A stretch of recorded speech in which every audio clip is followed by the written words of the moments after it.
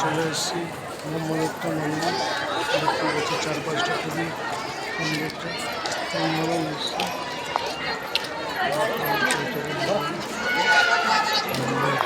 মন্দিরের যে লোকেশনটা আমাদেরকে লোকেশনগুলো দেখাবো, সুন্দর সুন্দর নিশ্চয় আমরা পরপর স্টেপ বাই স্টেপ আমাদেরকে দেখাতে থাকবো। ব্রহ্মদত্ত মন্দিরে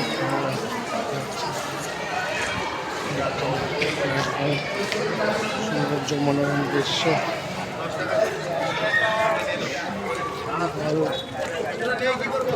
অল্প মাঠ আছে,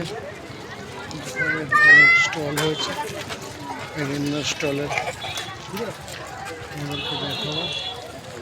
একটা গাড়ি পার্কিং,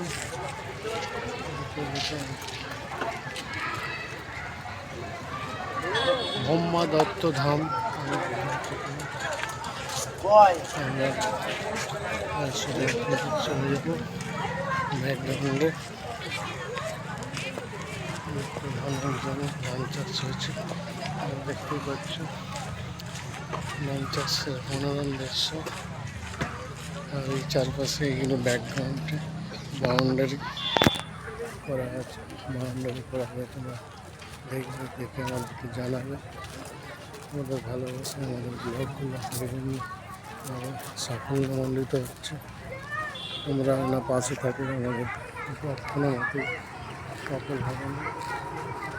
আর সাপোর্ট করো, লাভ করো, এইভাবে নির্দিষ্ট করে করলেই ভালো হবে।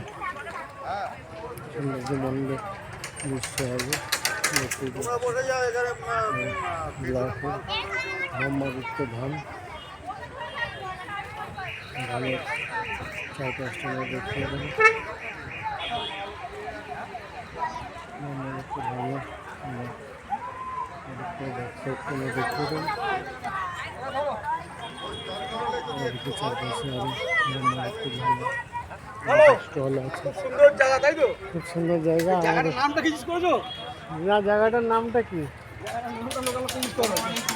বনমালীপুর, আমাদের এক দাদা বলছে বনমালীপুর। আর এটা ব্রহ্মদত্ত ধাম। ধাম আপনারা আসুন, খুব ভালো লাগবে। আর ভোজনটা কেমন লাগলো? ভোজনটা খুব সুন্দর হয়েছে, আমার তো খুবই ভালো লেগেছে।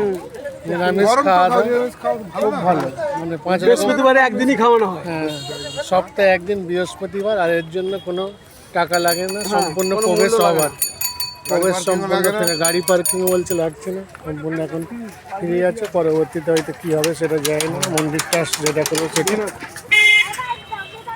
তা আজকের মতো ব্লগটা আমরা এখানে কমপ্লিট করছি। ব্রহ্মদত্ত ধামের ব্লগটা এখানেই সমাপ্ত করব। ধন্যবাদ।